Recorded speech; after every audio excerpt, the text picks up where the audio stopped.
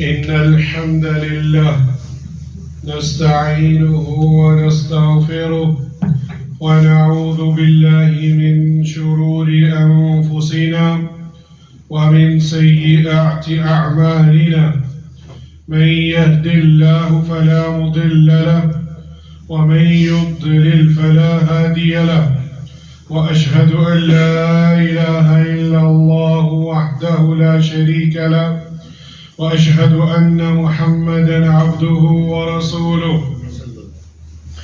يا أيها الذين آمنوا اتقوا الله حق تقاته ولا تموتن إلا وأنتم مسلمون يا أيها الناس اتقوا ربكم الذي خلقكم من نفس واحدة وخلق منها زوجها وبث منهما رجالا كثيرا ونساء واتقوا الله الذي تساءلون به والأرحام إن الله كان عليكم رقيبا يا أيها الذين آمنوا اتقوا الله وقولوا قولا سديدا يصلح لكم أعمالكم ويغفر لكم ذنوبكم ومن يطع الله ورسوله فقد فاز فوزا عظيما أما بعد إن أصدق الحديث كتاب الله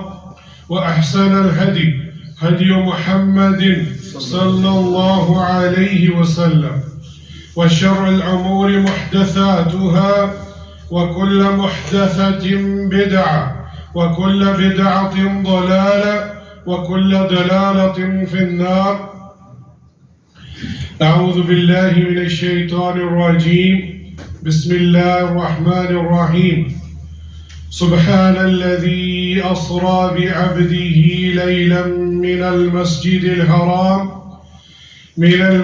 الحرام إلى المسجد الأقصى الذي باركنا حوله لنريه من آياتنا إنه هو السميع البصير.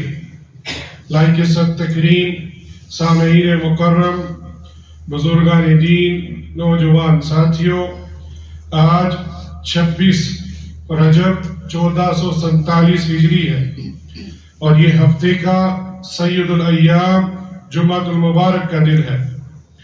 اپنے خطبے کے موضوع کے مطابق میں نے سورۃ الاسراء کی آیت نمبر 1 آپ کے سامنے تلاوت کی ہے اور یہی ہمارا آج جمعے کا موضوع ہے، اسراء اور معراج جو نبی صلی اللہ علیہ وآلہ وسلم پر ہوئی۔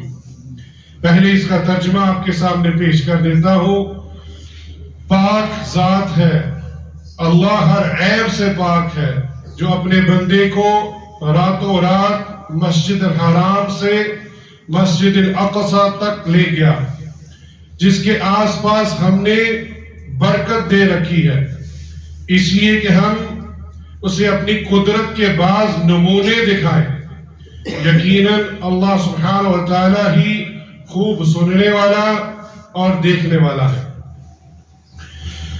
یہ آیت کریمہ ہمیں یہ علم دے رہی ہے اور ہمارا ایمان ہونا چاہیے کہ آپ صلی اللہ علیہ وآلہ وسلم کو رات کے کچھ پہر میں مسجد الحرام سے مسجد الاقصی اور پھر معراج آسمانوں کی سیر کرائی گئی۔ یہ ہمارا ایمان ہونا چاہیے، اور جو اس کا انکار کرے گا در حقیقت وہ اس آیت کریمہ اور آپ صلی اللہ علیہ وآلہ وسلم کی حدیث مبارکہ کا انکار کرے گا۔ تو یہاں اللہ سبحانہ و تعالیٰ نے سبحان الذی، سبحان سبح یسبح کا مصدر ہے، یعنی اس کے معنی یہ ہوئے انزہ اللہ تنزیہا، یعنی اللہ کی ہر نقص سے تنزیہ اور برات کرتا ہوں، یعنی اللہ سبحانہ و تعالی ہر نقص اور ہر عیب سے پاک ہے، یعنی میں اللہ کی ہر نقص سے اور اس کے عیب سے پاک کرتا ہوں۔ عام طور پر یہ سبحان اللہ قرآن کریم میں استعمال ہوتا ہے ایک ایسے واقعے کے اوپر یا کسی عظیم الشان جو ذکر آ رہا ہے، جو واقعہ آ رہا ہے، اس سے پہلے اللہ سبحانہ و تعالی سبحان اللہ کا ذکر کرتے ہیں۔ مطلب یہ ہوتا ہے کہ لوگوں کے نزدیک ظاہری اسباب کے اعتبار سے یہ واقعہ کتنا بھی محال ہو، لیکن اللہ سبحانہ و تعالیٰ کے لیے کوئی مشکل نہیں، اس کے لیے وہ اسباب کا پابند نہیں ہے۔ وہ لفظ کن سے پلک جھپکتے ہیں وہ ہر کام کر جاتا ہے، کن فیکون۔ اسباب تو انسانوں کے لیے ہے، اللہ سبحانہ و تعالی پابندیوں اور کوتاہیوں سے پاک ہے۔ یہ سبحان اللہ کا معنی ہے۔ اسراء کے معنی ہوتے ہیں رات کو لے جانا، اور اسی آیت کے اندر لیلن کا لفظ ہے کہ وہ اس لیے ذکر کیا کہ پوری رات نہیں، رات کا ایک چھوٹا سا قلیل حصہ، اس حصے میں اللہ سبحانہ و تعالیٰ نے اس تھوڑے سے وقت میں، رات کے تھوڑے سے حصے میں آپ کو مسجد الحرام سے مسجد الاقصی تک سفر کروایا، اور یہ سفر حقیقت میں 40 دن اور رات کا ہے، اور پوری رات میں بھی نہیں بلکہ رات کے ایک قلیل حصے میں یہ طے ہوا۔ اقصی یہ کہتے ہیں دور کی چیز کو، جو چیز دور ہو۔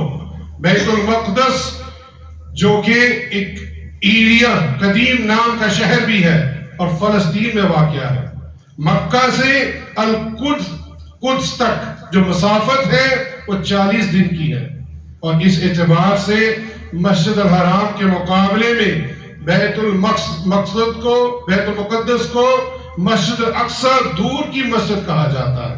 یہ اس کا اصل معنی ہے، اور یہ آیت کے اندر یہ بھی ذکر ہوا کہ اس کو برکتوں سے گھیرا ہے۔ کون سی برکتیں ہیں؟ اللہ سبحانہ و تعالیٰ نے علاقہ اور قدرتی نہروں اور پھلوں کی کثرت سے اس علاقے کو برکت کہا ہے، اور دوسری برکت یہ انبیاء علیہ السلام کا مسکن بھی تھا، اور یہاں مدفون بھی ہے۔ یہ وہ جگہ ہے جو کثیر تعداد میں انبیاء کرام جو اللہ سبحانہ و تعالیٰ نے بھیجے، یہ ان کا گھر بھی رہا اور یہاں مدفون بھی ہوئے، تو اسی لحاظ سے اس جگہ کو بابرکت کہا جاتا ہے۔ واقعہ جو معراج کا ہے، ہمارے پیارے نبی صلی اللہ علیہ وآلہ وسلم کا ایک خصوصی معجزہ ہے۔ یہ ایسا اعزاز ہے جو کسی اور کو حاصل نہیں ہوا، اور واقعہ معراج کی جو ہم تک روایت پہنچی ہے، کم و بیش 28 صحابہ کرام رضوان اللہ علیہم اجمعین سے یہ ہم تک پہنچی ہے، یعنی یہ متواتر کی روایت تک جاتی ہے۔ تو یہاں آیت کریمہ، حدیث مبارکہ اور صحابہ کرام، اور کم و بیش 28 صحابہ کرام، انہوں نے اس کا ذکر کیا ہے۔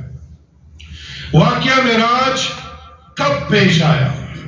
واقعہ معراج کے متعلق مشہور یہ ہے کہ یہ 27 رجب کو پیش آیا، لیکن حقیقتاً بات یہ ہے کہ اس کی کوئی روایت بھی، کوئی بھی سند صحیح روایت تک نہیں پہنچتی، یا تو وہ ضعیف ہے یا من گڑت، اور ہمیں نہیں بتایا گیا کہ یہ کب واقعہ پیش ہوا۔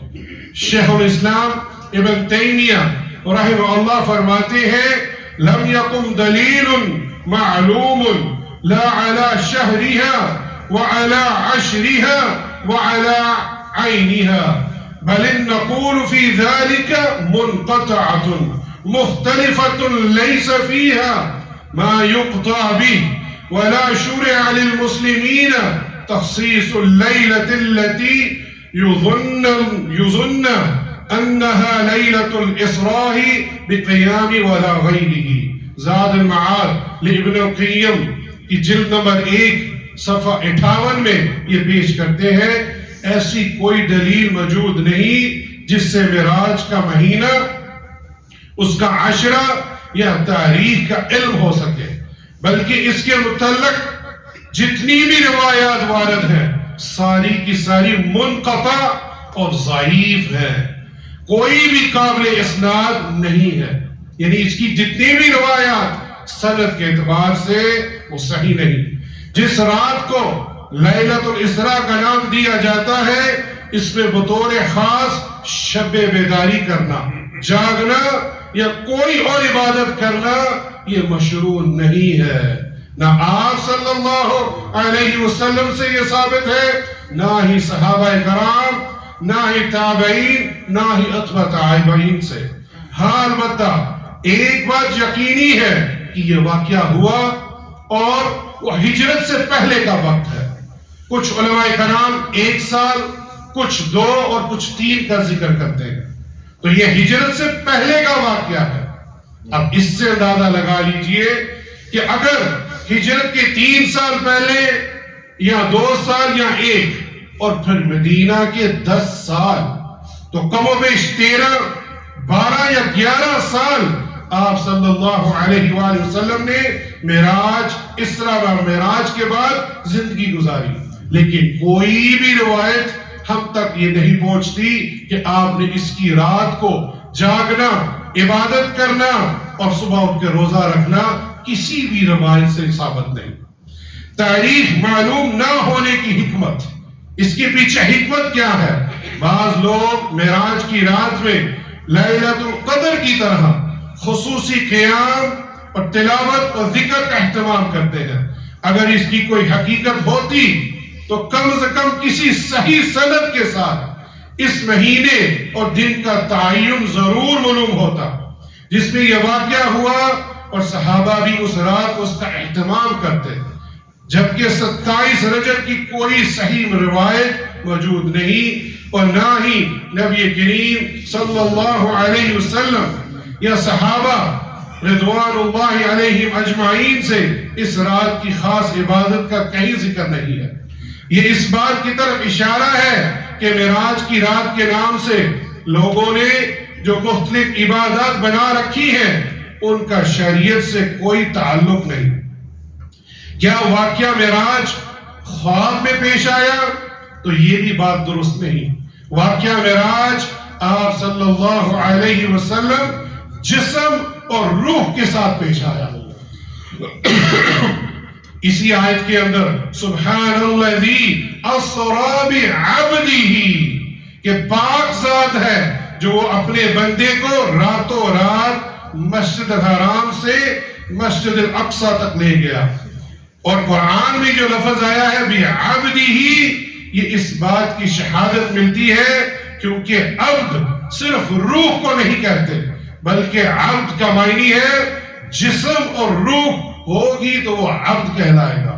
اب یہاں ایک اور بات بھی سمجھنے والی ہے کہ آپ صلی اللہ علیہ وسلم انسان تھے، نور نہیں تھے۔ اللہ سبحانہ وتعالی نے کئی مقام پر آپ کو عبد کہہ کر پکارا ہے، اور پھر قل انما انا بشر مثلکم، سورۃ الکہف کی آخری آیت، کہ آپ کہہ دیجئے میں ایک انسان ہوں، لیکن میری اور آپ میں فرق کیا ہے؟ مجھ پر وحی کی جاتی ہے۔ اور یہ انسان تھے جسم اور روح کے ساتھ اسراء والمعراج ہوئی۔ دوسرا نقطہ، جو لوگ سمجھتے ہیں کہ اللہ سبحانہ وتعالی ہر جگہ موجود ہے بذاتی ہی، یہ بھی عقیدہ باطل ہے۔ اگر اللہ سبحانہ وتعالی ذات کے اعتبار سے ہر جگہ موجود ہوتے تو آپ صلی اللہ علیہ وآلہ وسلم کو آسمانوں پہ جانے کی ضرورت ہرگز نہیں تھی۔ آپ کو آسمانوں کی سیر کروا کر عرش کے اوپر لے جایا گیا اس لیے کہ اللہ سبحانہ وتعالی اپنی ذات کے اعتبار سے عرش پر مستوی ہے۔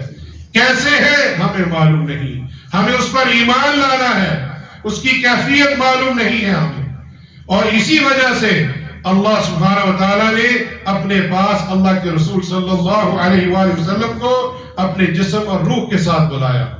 اللہ سبحانہ وتعالی اپنے علم کے اعتبار سے ہر جگہ ہے، اس نے احاطہ کیا ہوا ہے اس پوری کائنات کو اپنے علم سے۔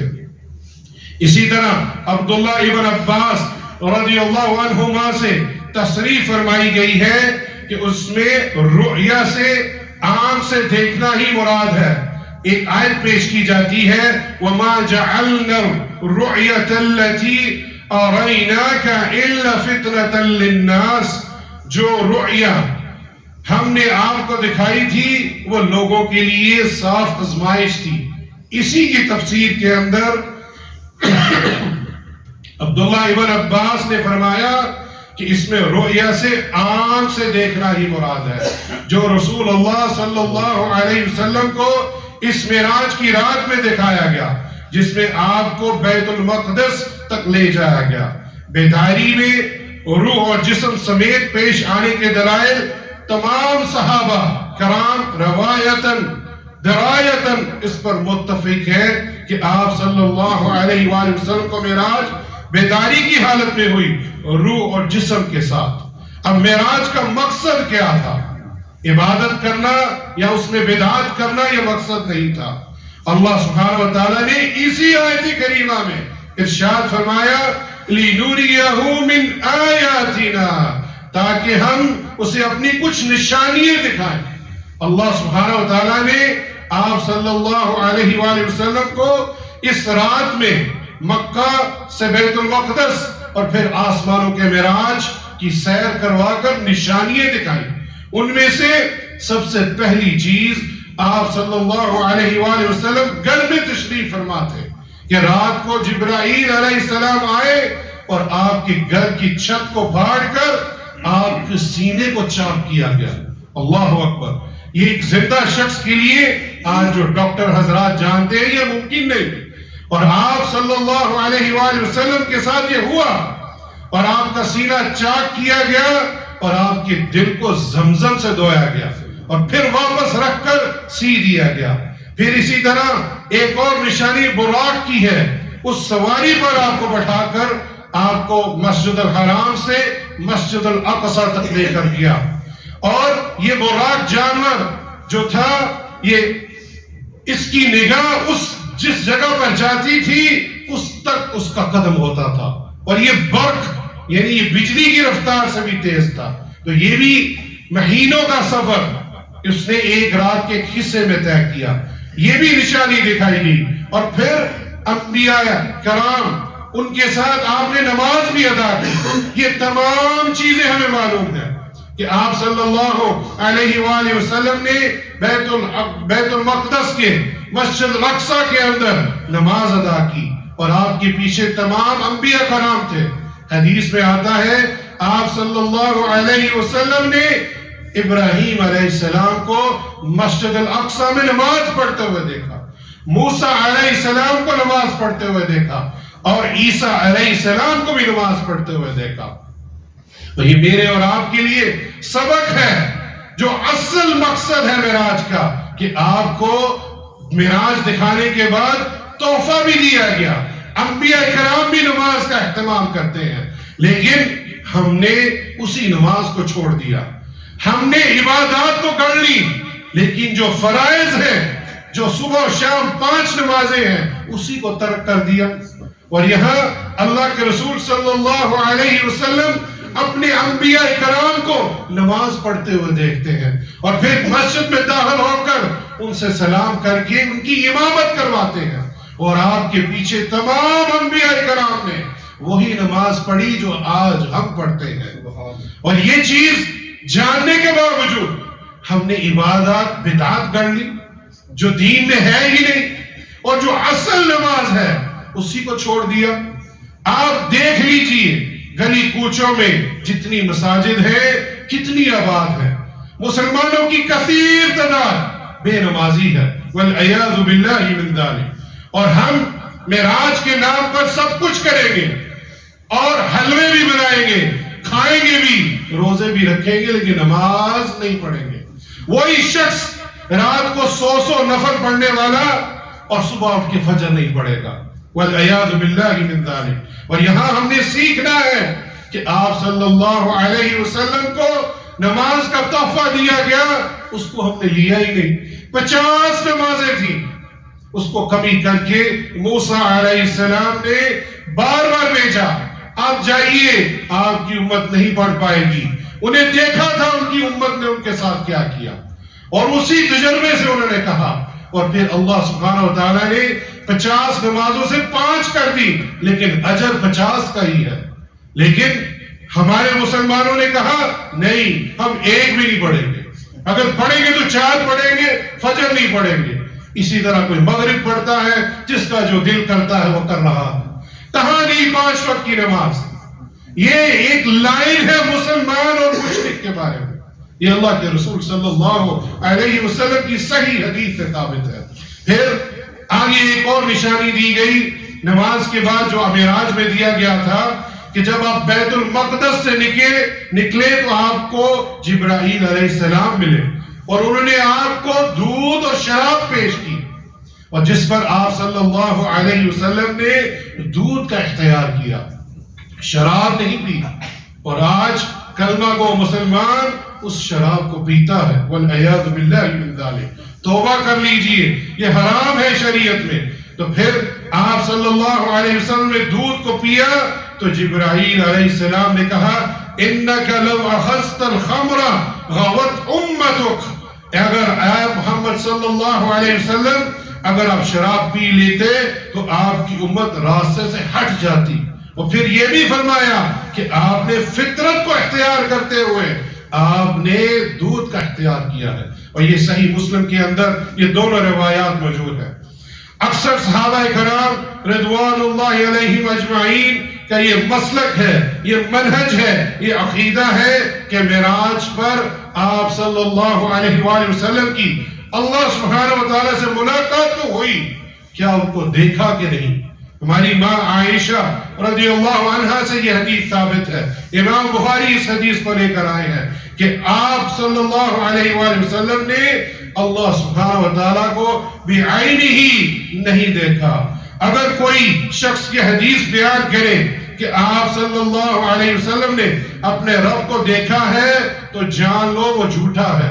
یہاں اس سے مراد اپنی آنکھوں سے، ہم دنیا کی آنکھوں سے اللہ سبحانہ و تعالیٰ کو نہیں دیکھ سکتے. اور یہ حدیث صحیح بخاری کے اندر ہے. اس میں مزید سبق بھی ہے. ایک تو نماز کا ہوا، اللہ کے رسول صلی اللہ علیہ وسلم مختلف آسمانوں پہ گئے. آدم علیہ السلام، عیسیٰ علیہ السلام، ادریس علیہ السلام، ابراہیم علیہ السلام، موسیٰ علیہ السلام، تمام انبیاء کرام سے آپ کی ملاقات ہوئی. وہ آپ کو مرحباً کہہ کر پکارتے، اے صالح نبی کہہ کر پکارتے.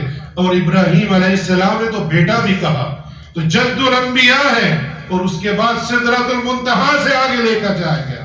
پھر اسی طرح حدیث میں آتا ہے کہ آپ کو عذاب بھی دکھائے گئے لوگوں کے اوپر جو ہو رہے تھے. یہ سبق ہم نے حاصل کرنا ہے معراج کے واقعے سے. ایک تو نماز کا، دوسرا غیبت کرنے والے شخص. انس بن مالک رضی اللہ عنہ کہتے ہیں کہ اللہ کے رسول صلی اللہ علیہ وسلم نے فرمایا جب مجھے معراج کرائی گئی تو میرا گزر ایسے لوگوں پر سے ہوا جن کے ناخن تانبے کے تھے اور وہ ان سے اپنے منہ اور سینے نوچ رہے تھے. اندازہ کیجئے اللہ سبحانہ و تعالیٰ نے ناخن تانبے کے بنائے اور وہ اپنا ہی سینہ اور اپنا منہ نوچ رہے ہیں. تو میں نے پوچھا اے جبرائیل علیہ السلام یہ کون لوگ ہیں؟ تو آپ صلی اللہ علیہ وسلم نے فرمایا یہ وہ لوگ ہیں جو گوشت کھاتے تھے. کیا مطلب؟ غیبت کرتے تھے اور ان کی بے عزتی کرتے تھے. اللہ اکبر. دو نشانیاں بتائی ہیں. ایک مسلمان بھائی کی غیر موجودگی میں غیبت کرنا اور اس کی موجودگی میں اس کو بے عزت کرنا. اور یہ عام ہے ہمارے معاشرے میں. ہمارے معاشرے میں دونوں چیزیں عام ہیں، حتیٰ کہ گھروں کے اندر بھی. یہ صرف خواتین تک محدود نہیں ہے غیبت، یہ انسان و مردوں کے اندر بھی آ چکی ہے. اور یہ گوشت کھانا کا مراد بھی یہی ہے جو کہ قرآن میں اس کا ذکر ہوا ہے. اور بے عزتی کرنا یہ ہمارے لیے ایک عام سا مشغلہ ہے. اور یہ حدیث سنن نبی داؤد کے اندر موجود ہے اور اس کی سند صحیح ہے. شیخ ناصر الدین الالبانی نے اور شیخ زبیر علی زئی نے اس کی سند کو صحیح قرار دیا ہے. ایک اور لوگوں کو عذاب کرتے ہوئے دیکھا. عمل صالح کرتے تو ہیں لیکن خود کرنا بھول جاتے ہیں اور قرآن کی تلاوت کرتے مگر سمجھ نہیں پاتے. انس بن مالک رضی اللہ عنہ کہتے ہیں کہ اللہ کے رسول صلی اللہ علیہ وسلم نے فرمایا جس رات مجھے رات کے سفر پر لے جایا گیا میں کچھ لوگوں کے پاس سے گزرا جن کے ہونٹ آگ کی کینچیوں سے کاٹے جا رہے تھے. کینچی بھی کون سی؟ جہنم کی آگ کی بنی ہوئی. میں نے کہا ہے جبرائیل علیہ السلام یہ کون لوگ ہیں؟ تو جبرائیل علیہ السلام نے فرمایا اے اللہ کے رسول صلی اللہ علیہ وسلم یہ دنیا میں لوگوں کے درمیان یہ کام کون سے کرتے تھے؟ وہ انہوں نے فرمایا یہ عمل صالح کرنے کے لیے کہتے تھے دوسروں کو لیکن خود بھول جاتے تھے. اور یہ عام ہے ابھی اس سوشل میڈیا کے دور پہ ہم انگلیاں چلا کر نیک اعمال نشر کر رہے ہیں اور خود کا پتہ ہی کوئی نہیں. یہ عمل ہو رہا ہے اور جانے اور انجانے میں سب کر رہے ہیں. یا تو وہ حدیث ہوتی نہیں، اگر صحیح بھی ہو تو کیا آپ نے نشر کرنے سے پہلے اس پر عمل کیا؟ لِمَ تَقُولُونَ مَا لَا تَفْعَلُونَ قَبُرَ مَقْتًا عِنْدَ اللَّهِ. آپ کیوں دوسروں کو یہ کہتے ہو کرنے کے لیے اور خود بھول جاتے ہو؟ یہ اللہ کو ناپسند ہے. یہودیوں کی صفت ہے، سورہ البقرہ میں بتایا ہے کہ یہ لوگ کہتے تھے دوسروں کو کرنے کے لیے لیکن خود نہیں کرتے تھے. پھر کیا فرمایا؟ اور یہ قرآن کی تلاوت کرتے تھے مگر سمجھتے نہیں تھے. تدبر، اس پر غور و فکر کرنا، اپنی اصلاح کرنا، یہ بھی ہمارے ہاں ایسا نہیں ہے. مسند احمد کے اندر اور صحیح ابن حبان کے اندر یہ روایت موجود ہے. اللہ سبحانہ و تعالی ہمیں معراج کے اس واقعے سے جو کچھ مختصر بیان ہوا ہے اس پر ہمیں عمل کرنے کی توفیق عطا فرمائے. اقول ما تسمعون واستغفر الله لي ولكم من كل ذنب فاستغفروه انه هو الغفور الرحيم. الحمد لله والصلاة والسلام على رسول الله. اما بعد، یہ دین مکمل ہو چکا ہے، اس میں کسی بھی چیز کی زیادتی اور کمی کی ضرورت نہیں ہے. اگر کوئی زیادتی کرتا ہے، کمی کرتا ہے، وہ اس آپ صلی اللہ علیہ وسلم پر جو شریعت نازل ہوئی ہے اس کا انکار کر رہا ہے. اللہ سبحانہ وتعالیٰ نے قرآن مجید میں ارشاد فرمایا اليوم اکملت لکم دینکم اتممت علیکم نعمتی ورضیت لکم الاسلام دینا. آج میں نے تمہارے لیے دین کو کامل کر دیا اور تم پر اپنا انعام بھرپور کر دیا اور تمہارے لیے اسلام کے دین ہونے پر رضامند ہوں. چنانچہ امام بخاری اور امام مسلم عائشہ رضی اللہ عنہا جو ہماری ماں ہے وہ روایت کرتی ہے من احدث فی امرنا هذا ما ليس منه فهو رد. جس نے ہمارے دین میں، اس دین کے اندر کوئی نیا کام نکالا جو دراصل اس میں نہیں تھا تو وہ ناقابل قبول ہے، اس کو رد کر دیا جائے گا.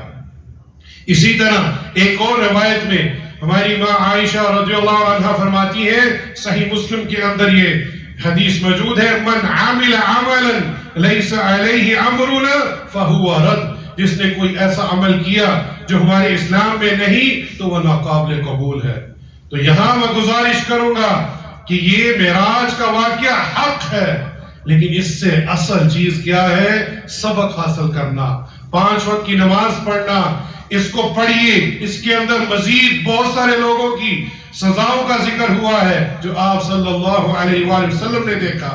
کیا ہم اس سزاؤں سے جو انہیں مل رہی ہے اس سے بچ رہے ہیں کہ نہیں؟ ہم 5 وقت کے نمازی بن رہے ہیں کہ نہیں؟ اپنے گھروں کے اندر دیکھیے، کیا ہماری اولاد 5 وقت کی نمازی ہے کہ نہیں؟ لیکن افسوس کے ساتھ کہنا پڑتا ہے بلا عذر وہ لوگ نمازوں کو چھوڑ رہے ہیں. یہ اسراء والمعراج کا واقعہ جو ہے یہ آپ کو سبق نہیں دے پایا جو کہ انعام دیا گیا اللہ سبحانہ وتعالیٰ نے اپنے پاس بلا کر. اللہ سبحانہ وتعالیٰ ہمیں صحیح معنوں میں آپ صلی اللہ علیہ وآلہ وسلم کی اطاعت کرنے والا بنائے، ہمیں 5 وقت کا نمازی بنائے. ان اللہ وملائکتہ یصلون علی النبی یا ایھا الذین آمنوا صلوا علیہ وسلموا تسلیما.